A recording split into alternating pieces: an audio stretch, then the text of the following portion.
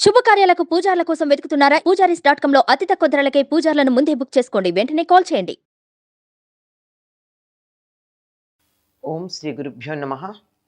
శ్రీ మహాగణాధిపతయ నమః. శ్రీమాత్రే నమః. కర్కటే పూర్వఫల్గుణ్యాం తులసీకాననోద్భవాం పాండ్యే విశ్వంభరాం గోదాం వందే శ్రీరంగనాయకీం. నీలాతుంగస్తనగిరితటీ సుప్తముద్బోధ్య కృష్ణం పారార్జం స్వం శృతిశతశిరసిద్ధమధ్యాపయంతి స్వచ్ఛిష్టాయాం స్రజినిగళితం యా బలాత్కృత్య భుంక్తే గోదా తస్యై నమ ఇదమిదం భూయ ఏవాస్తు భూయః. శ్రీ భూనీల సమేత గోదారంగనాథ స్వామినే నమః. నోత్తుచ్చువరక్కం పుగుగిన్రమ్మనాయ్ மாத்தமும் தாராரோ வாசல் திஷபாதார் நாத்தத்துளாய் முடி நாராயணன் நம்மால் போத்தப்பழை தரும் புண்ணிய நாள் பண்டொரு நாள் கூத்தத்தின் வாய் வீழந்த கும்பகர்ணனும் தோத்துமுனக்கே பெருந்துயில் தான் தந்தானோ ஆத்த அனந்தலுடையாய் அருங்கலமே తెత్తమై వందు తిజవేలోరెంబావాయ్. ఈ పదవ నాడు గోదాదేవి చెప్పినటువంటి పాసురంలో మరి ఒక భిన్నమైనటువంటి గోపికని ప్రస్తావిస్తూ ఉంది. అందరూ వచ్చిన ఈ గోపిక రాల. ఆవిడ ముందు రోజు ఏమందంటే, ఆవిడ మేం రాకముందే నోము నోచి దాని ఫలితంగా సుఖానుభవాన్ని పొంది ఆ ఆనందంలో ఉండిపోయినటువంటి ఓ తల్లి, తలుపులు తెరవలేదే అనుకో, తెరవకపోతే తెరవకపోయావు, మాటైనా మాట్లాడచ్చు కదా. అంటే ఈవిడ చాలా త్వరగా చేసినటువంటి వ్రతం యొక్క ఫలితాన్ని పొంది తత్ఫలితంగా వచ్చినటువంటి ఆనందాన్ని సుఖంగా అనుభవిస్తూ అందులో నుండి ఉతలికి రావట్ల. ఇది ప్రత్యేకంగా గుర్తుంచుకోవాల్సిన విషయం ఏమిటంటే, భక్తి మార్గంలో ఎవరైనా అద్భుతమైనటువంటి ఫలితాన్ని సాధించి భగవంతునితో తాదాత్మ్యం చెందిన తరువాత అక్కడే ఉండిపోకుండా తోటి జీవుల మీద ఉన్నటువంటి జాలితో వారు కూడా ఉద్ధరించబడడానికి తాము మళ్ళీ బాహ్యలోకంలోకి రావాల్సి ఉంటుంది. ఎందుకు రావాలండి అంటే, మిమ్మల్ని ఉద్ధరించవలసినటువంటి అవసరం, మీకు ఎటువంటి ఆనందాన్ని కలిగించవలసినటువంటి అవసరం భగవంతుడికి మాత్రం ఎందుకుంది? తాను ఆనంద స్వరూపుడుగా తన ఆనందంలో తాను ఉండొచ్చు కదా. నీకో నాకో కూడా ఆనందాన్ని ఆయన కలిగిస్తున్నాడంటే మన మీద ఉన్నటువంటి జాలి కొద్దీ, దయ కొద్దీ. భగవంతుడితో తాదాత్మ్యం చెందాలంటే ఆయన లక్షణాలు మనకు కూడా కావాలి గనక మనం కూడా మనం ఆనందాన్ని పొందడంతో పాటుగా ఆ ఆనందానుభవం ఇతరులకు కూడా కలిగేటట్టుగా చేయాలి.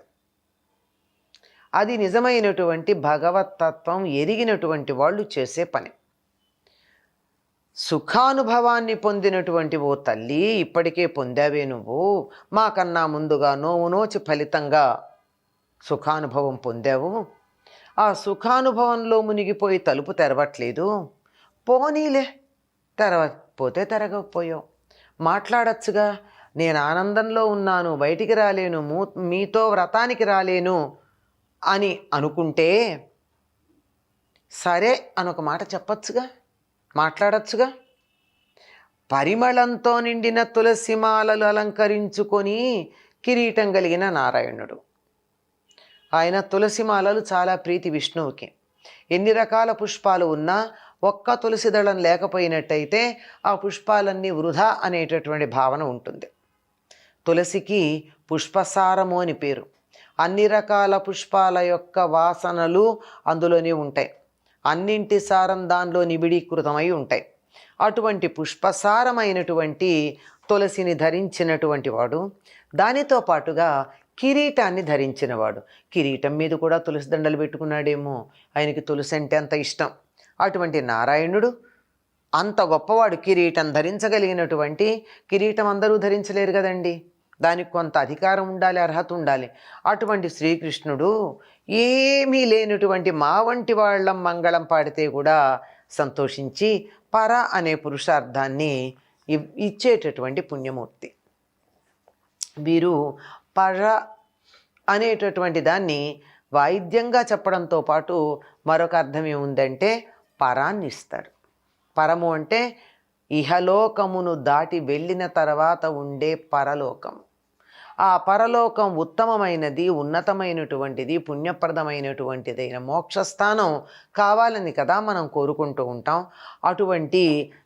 అటువంటి దానిని ఇవ్వగలిగినటువంటి వాడు, పరను ఇవ్వగలిగినటువంటి వాడు. ఆయన అంత గొప్పవాడయ్యుండి ఏమీ లేని మేము వెళ్ళి అడిగితే వెంటనే పరని ఇస్తున్నాడు అంటే ఎంత దయా స్వభావుడు. మరి అది మనం కూడా, ఆయన భక్తులమైన మనలో కూడా ఆ లక్షణం కొద్దిగా ఉండనక్కర్లేదా? అటువంటి వాడు ఆయన్ని కీర్తించాలని మనం అనుకుంటూ ఉంటే నువ్వేమిటి ఇంకా ఇట్లాగే కుంభకర్ణుడిలాగా పడుకున్నావు? ఎలా వచ్చింది? కుంభకర్ణుడిలాగా కాదు, అసలు కుంభకర్ణుడు ఓడిపోయి తన నిద్రని ఇస్తే అదంతా నిన్ను చేరుకుంది. కుంభకర్ణుడి మృత్యువు పడగొడితే నిద్రలో ఓడిపోయి తన సొత్తు నిద్రే గనక అది నీకు ఇచ్చేశాడు.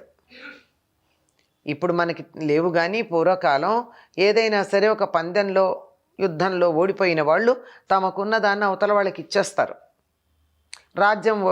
రాజు ఓడిపోతే రాజ్యం ఇచ్చేస్తాడు, పండితుడు ఓడిపోతే తన బిరుదాలు ఇచ్చేస్తాడు.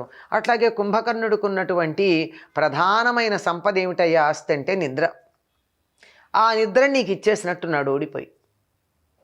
మృత్యువు నోట్లో పడేటప్పుడు నేను ఓడిపోయాను, ఈ నిద్రను ఎవరన్నా తీసేసుకోండి అంటే అది కాస్త వచ్చి నీ దగ్గర కూర్చుంది. అలా కుంభకర్ణుడిలాగా నిద్రపోతున్నావేమిటి? ఇంత అధికమైన నిద్రమత్తు వదలని తల్లి మాకందరకు శిరోభూషణమైన దానా అంటుంది. ఒక పక్క కుంభకర్ణుడిలా నిద్రపోతున్నావని చెప్తూనే మా అందరికీ తలమానికమమ్మా నువ్వు అంటుంది. అంటే మాటలు ఎంత చమత్కారం ఉండాలండి. చేసినటువంటి పనిని చమత్కారంగా ఎత్తి చూపిస్తూ అది ఎక్కడా నొచ్చుకోకుండా ఉండడానికి ఉన్న ఒక గుణాన్ని కీర్తించేసి పొగిడేసి కాస్త ఉన్నత స్థానంలో ఉంచేయడం. నీ గాఢ నిద్ర నీకు ఇచ్చేశాడా? ఇంత నిద్రపోతున్నావు, మా అందరికీ నాయకమణివి నువ్వు. నిద్ర నుండి లే, మైకం వదిలించుకో, మత్తు వదిలించుకో, తేరుకొని వచ్చి తలుపు తీయి. నిద్ర నుంచి మేలుకొని వచ్చి తలుపు తీ. ఇంతకుముందు పాసురంలో కూడా తలుపు తెరవమని చెప్పడం జరిగింది. సరే, నువ్వు లేచొచ్చి తలుపు తెరవలేవు, ఆనందంలో ఓలలాడుతున్నావు నువ్వు. అప్పుడు ఏం చెయ్యొచ్చు? నోరు తెరిచి మాట్లాడు. కనీసం తలుపు తెరిచి మాకు కనపడకపోయినా నీ నోరు విప్పి మాట్లాడచ్చు కదా. వీలైతే తెర తొలగించి నీ దర్శనం మాకి. ఎందుకు దర్శనం అడుగుతున్నారు? వీరంతా ఇంకా సుఖానుభవం, భగవదనుభూతి సుఖానుభవం పొందలేదు. పొందినటువంటి ఆవిడ్ని చూస్తే మాకు బాగుంటుంది అని అటువంటి అనుభవం మాకు కలిగించమని చెప్పి నీ దర్శనం వల్ల మాకు లభిస్తుందేమో అని ఆవిడ్ని పొగుడుతున్నారు. అప్పుడప్పుడు పొగిడితే మనకు అనుకూలంగా మారిపోతారండి. తప్పు పట్టిన దానికన్నా వాళ్ళను పొగడ్త వల్ల జరిగే పనులు చాలా ఉంటాయి.